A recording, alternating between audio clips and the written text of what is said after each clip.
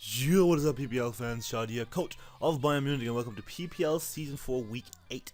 This week we're up against the San Francisco Arcaniners, normally coached by George, aka SceptileMC, but he had to drop out for the rest of the season, so we're going to be playing Blake, aka MoxieInfernape, also a really good player.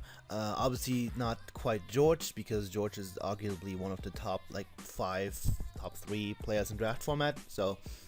but still a very good player from the MPL usually, and has been around in the top minorities tournaments as well, so he knows his way around draft format for sure. His link will be in the description down below. Make sure to check him out.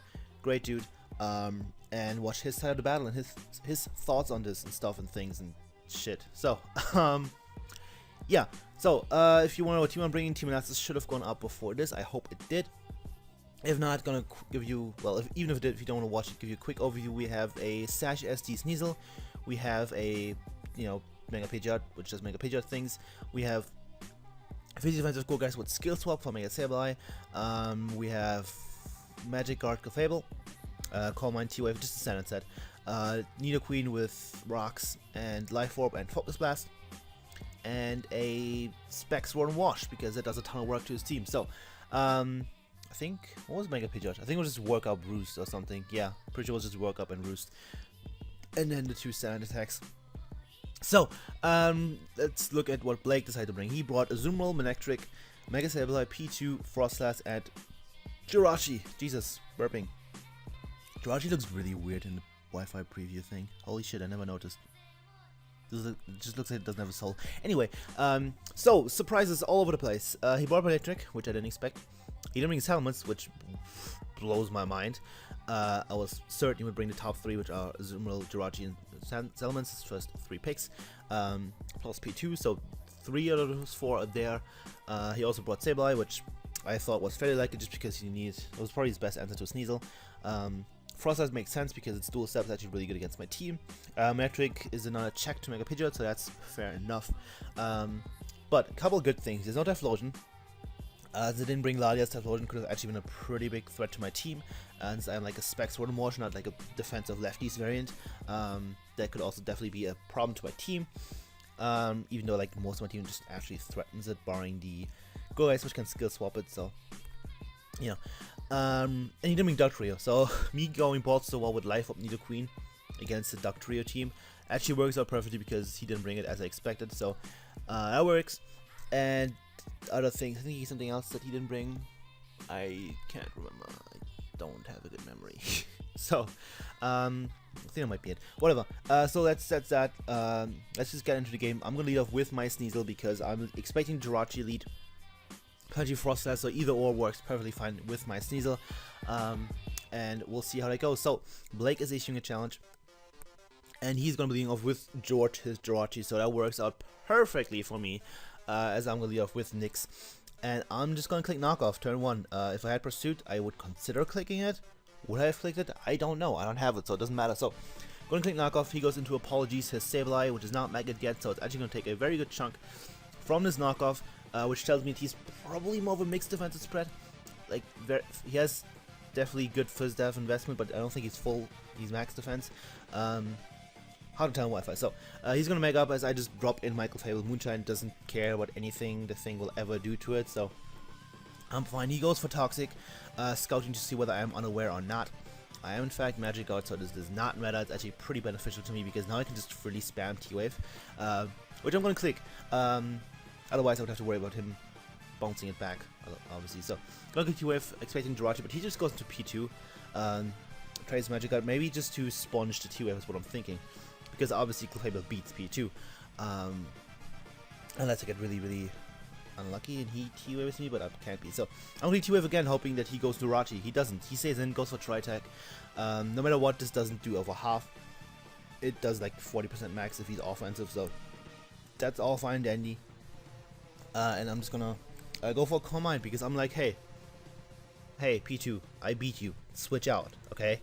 That's my whole point. My plan is to threaten him into switching into his Jirachi because I want to T-Wave that Jirachi as soon as possible. That would be glorious for my Clefable because then Clefable actually just kind of plows through his team after a couple Calm Minds. So I'm going to T-Wave here again, hoping that he will go into Jirachi, but no, he goes for the Psych Up, which I had that move in the back of my mind, like, maybe he has Psych Up the way he brought it in, but there's no way because no one ever brings Psych Up, so I was like, I'll be fine. He actually does have it, so I'm not saying that just to be like, yo, I knew you'd have Psych Up. No, I just had it in the back of my mind. I didn't think he'd have it, so. Now I'm going to go to Sneasel because I want to knock the thing off ASAP. He actually revealed Psyshock, which is very cool. Psych Up plus Psyshock to deal with Michael Fable. But knowing that I am Sage and I can live any one hit, I probably just want to say it anyway. I'm just gonna go for the Sword Stance here and threaten his team a bunch. So he goes in Sableye, and I know that even if he has a Willow, I don't think he's clicking it. Just because going for the fight move, which he probably has, is much better. So I'm just gonna go for the Icicle Crash. I think it's the first time actually clicking that this season. Do a ton to Sableye, but he actually lives, and go for the low kick. But even without the Sash, I lived that on 7 HP. And I'm gonna go for the Ice Shot in case he does have some sort of priority and knock him out. So Sableye goes down. That's pretty nice for me. Makes Sableye can be annoying, but he brings out Easter, his Zoomerl, and I'm just gonna make a safe play into my Gugas. He could play player. He could click player off here, but I want to keep my Sneasel in the back, potentially as fodder or just in general. So with Frisk, I'm gonna see it. He's actually Assault. He's not Bandit. I was so sure that he would be choice Bandit because it just kind of plows through my team. I don't have a good switch into a Bandit player off, borrowing Nidoqueen, which doesn't want to take a water move. So him being Assault West, like a more bulky variant, is very interesting. But it works in my favor in this case because I just don't have to worry about it as much. So I'm gonna click Will-Wisp here, seeing what he goes into. But he just goes into P2, traces my Frisk, and sees that I have lefties, which he already saw. That's really helpful for him. So Will-Wisp obviously fails, but since he has Psyshock and Psych Up and Tri-Tag, he has recovered his last move, so he can't touch me. So I'm just gonna go for Leech Seed, wear the thing down as much as possible. It's kind of what I had planned, which is one of the reasons why I have Leech Seed. He goes for Tri-Tag, hoping that I would switch, but no. One of the reasons I do have Leech Seed is that I can stall P2 potentially, or just lower, like force it to recover as much as possible, and that's nice. So this time I'm gonna click Foul Play, just trying to do some damage to Peach, just trying to wear it down as much as possible. As I said, he can't touch me with Psyshock, so he goes in Rachi and actually takes over half, and that's really fucking nice. He probably expected me to have Seed Bomb. He actually said that in his commentary, so we good. He gets up his Roxy, so Sneasel is dead on switching, but I have a fodder now, which is nice. And I'm just gonna go for the Will-Wisp here because if he wants to switch, like just click U-turn or something, then I get a Will-Wisp on something else potentially. And if he stays in, Foul Play was a roll to kill, if at all. So Will-Wisp wants to save play or roll. It doesn't weaken my Foul Play at all. Which I'm gonna click again. He goes for the U-turn because Jirachi is still a thing that can potentially flinch Michael Fable down if necessary. So that was his best play, obviously. So I'm gonna go for the Foul Play, as I said. As he drops in the female dog boy. That's funny. And this Foul Play is actually gonna get a crit, as you see, and it still does nothing. So there's no Bandit Manectric, I guess. I don't fucking know. So at this point, I just decide to sack off my Sneasel to see what he locks himself into. If he goes for an electric move, but probably locks himself into, because if he brings this, I think he's Scarf. Or since he brought it, I think he's Scarf. So Nick is gonna go down to the rocks. That's a kill for his Jirachi, and he actually reveals this switcheroo. So I'm gonna go to my Rotom because I don't care if he tricks me because I am Specs anyway. I am offensive. So if he tricks me, Scarf, which he does, he just stays and goes for the switcheroo. So he gets Specs, I get a Stuff, I just click Hydro Pump and kill him.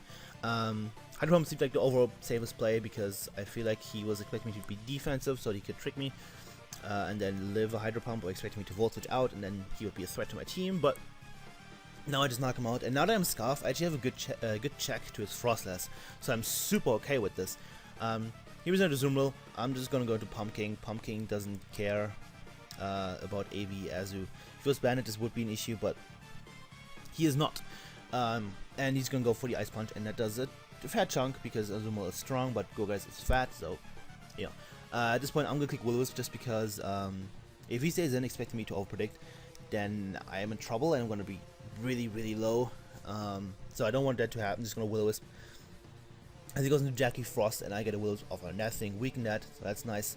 And I think, I'm just gonna go to Fable on the following turn, just because he can't 2 kill me unless he's like Specs or something.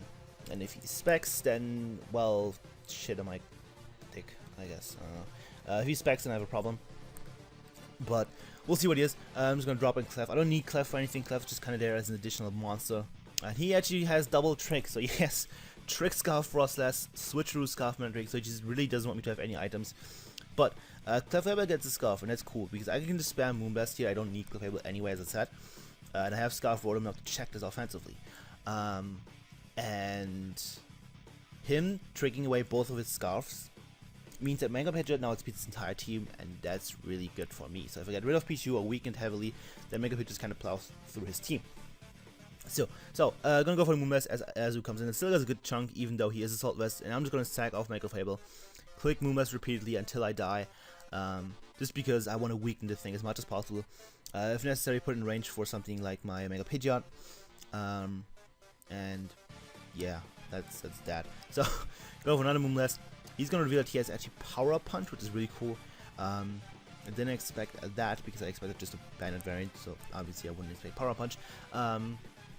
And I'll find he's gonna go for Aqua Jet, hoping to kill. I think this is a roll, I don't actually remember, but I live on 4 HP and get another Moonblast off. Not quite kill Zumril, but that's all fine and dandy. He's gonna go for another Aqua Jet, knock me out. If he wanted to overpredict there, expecting me to go into my Go-Geist, then I would have killed him, so I just stayed in. No reason for me to risk my Go-Geist. And now I can just go into my Rotom Wash and click Volt Switch, because he has nothing that is immune to it. But he actually decides to keep his Zumril. If he decided to sack it off, T-Ball was the better play, because I didn't want anything to come in on anything on my team. No matter what I Volt Switched into, no matter what I would have gone into on the free switch, he would have had the initiative, and he could have picked, and I would have been in a bad position no matter which Pokemon I picked. So, really glad that he switched to P2 on my potential misplay there, because this allows me to go into my S-Death and just get out my rocks, because if he stays in, his Azumarill dies on the switch in, and that's very nice because he doesn't have removal, but he does make the good play. Preserve his removal to potentially get off an Aqua Jet. I get up my rocks no matter what, so it's nice chip damage on Frostlass, on P2 and stuff. So, he's actually just gonna not go for the Aqua Jet, expecting me to want to keep my Nidoqueen at full health, but I know I can take an Aqua Jet, especially since he is only Assault Vest. So, Nidoqueen kills the Azumarill. The biggest threat to my team did pretty much nothing, and I'm really happy about that, so it worked out perfectly for me. He went on P2 this turn, and I have Focus Blast just for this thing. And I'm gonna fucking click it, and you're gonna fucking like it, P2. So, click Focus Blast, hit Focus Blast, crit Focus Blast. So, P2 goes down to a crit Focus Blast. I magically hit a Focus Blast, that's incredible. I got a crit as well, so, that's a high crit ratio, doesn't it? No, that just has Spadef drop chance, that's the one. But, you know, might have mattered, I don't remember the spread, but I would have killed him anyway, so he would have been low and stuff like that, so. Yeah, he goes into Frostlass. I know he can live anyone hit, so I'm just going to take the Earth Power button, knock him out. But he reveals you have the Destiny Bomb, which is good for him. He guarantees a kill there. I would have lived the Ice Beam from a non-life for Frostlass, because he was lefties at this point. And Nidoqueen goes down. Now he only has just Jirachi left, the George. And I'm going to drop George on his neck, as I like to do. Just kidding, I've never beaten him. And go into my Mega Pidgeot. Even before I Mega Evolve, I outspeed the thing because I have enough speed to outspeed Dugtrio after I Mega Evolve. So, I'm gonna Mega up and just click the F button and seal the game from here. So, Halsey getting the final KO of the game. And that's a GG to Blake. So, we win again. That's nice, it has been a while. We're in 3-0 in week after PPL against San Francisco Arcaniners. So, as a GG Blake, make sure to check out his links in the description below. He's a great dude.